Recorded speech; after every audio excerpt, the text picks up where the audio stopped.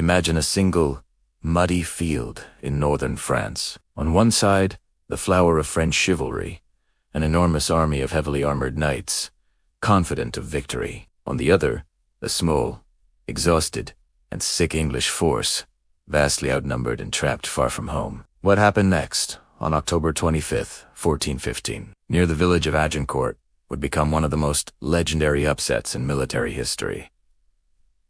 This wasn't just a battle. It was the day that strategy, technology, and sheer grit stared down overwhelming power and won. How did a tired English army decimate the French nobility? And how did this single, brutal day change the very nature of warfare forever? Stick around as we dissect the Battle of Agincourt.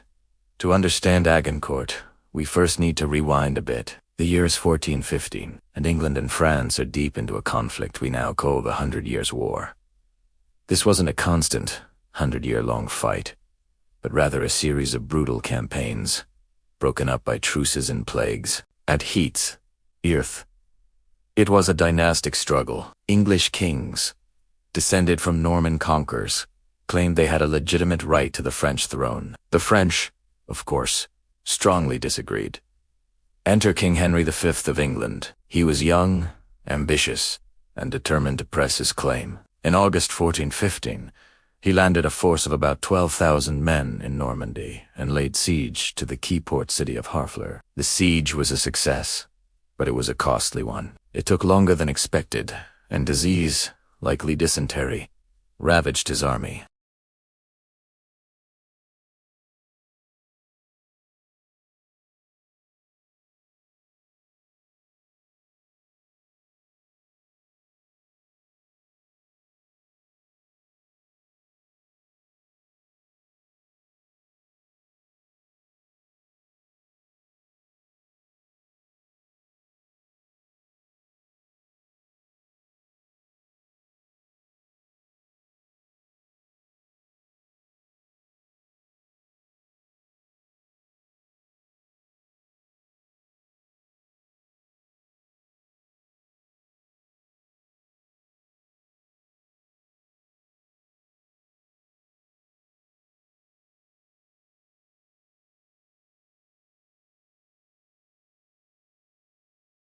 They finally cornered the English near Agincourt, blocking their path to Calais.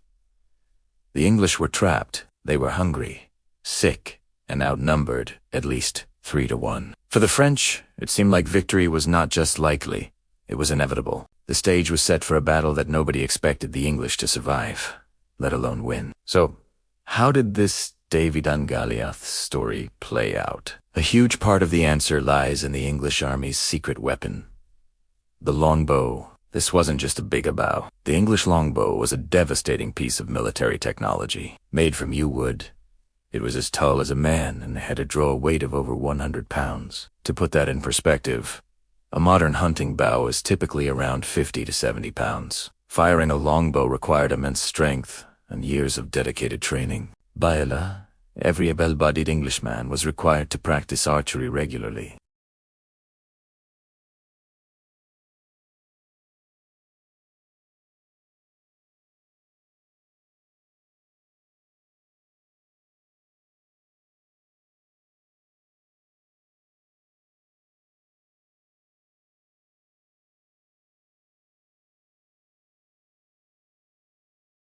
These arrows, tipped with a special point called a bodkin, could pierce the plate armor of a French knight at closer ranges, or at the very least, find gaps in the armor, hit the knight's horse, and cause chaos and injury. Henry V was a brilliant strategist and knew his army's greatest strength was its archers.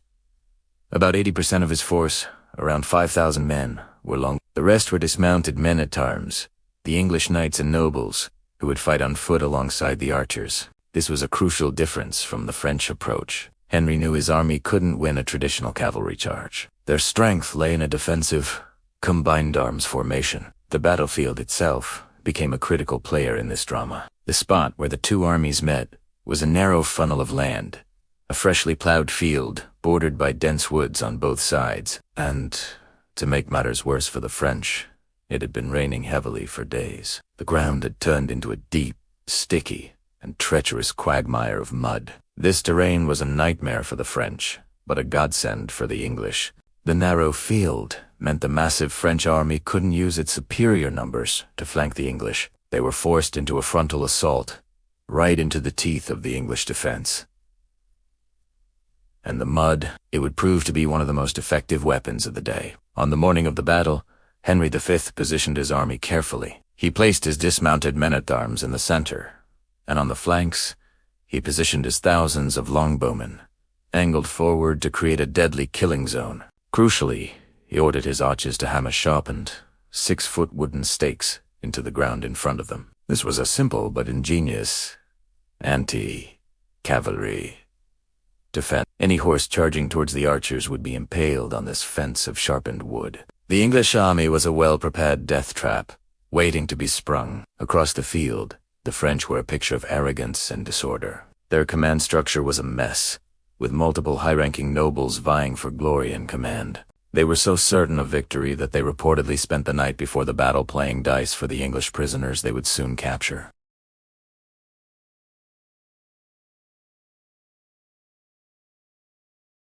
They completely underestimated the combined effect of the longbows, the stakes, and the terrain. As the French first wave began its advance, it was a terrifying sight.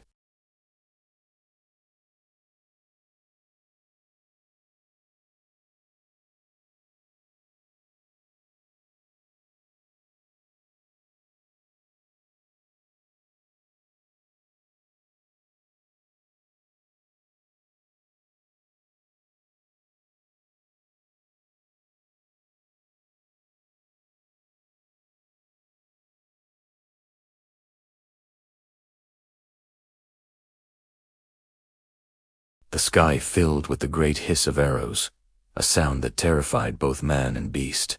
Horses, wounded and panicked, reared and threw their riders or bolted back into the ranks of the infantry advancing behind them, causing complete chaos. The French charge dissolved before it even reached the English line. Those knights who did make it were exhausted, bogged down, and disorganized. They crashed into the English men-at-arms, who, being more lightly armored, could move more freely in the mud. The battle turned into a brutal, close-quarters melee. The French knights, packed so tightly together and encumbered by their armor, could barely lift their arms to swing their weapons.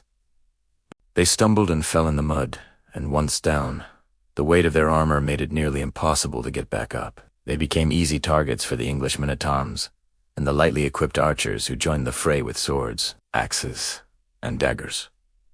The second French wave advanced, only to meet the same fate. They had to clamber over the bodies of their fallen comrades from the first wave, pushing them deeper into the mud.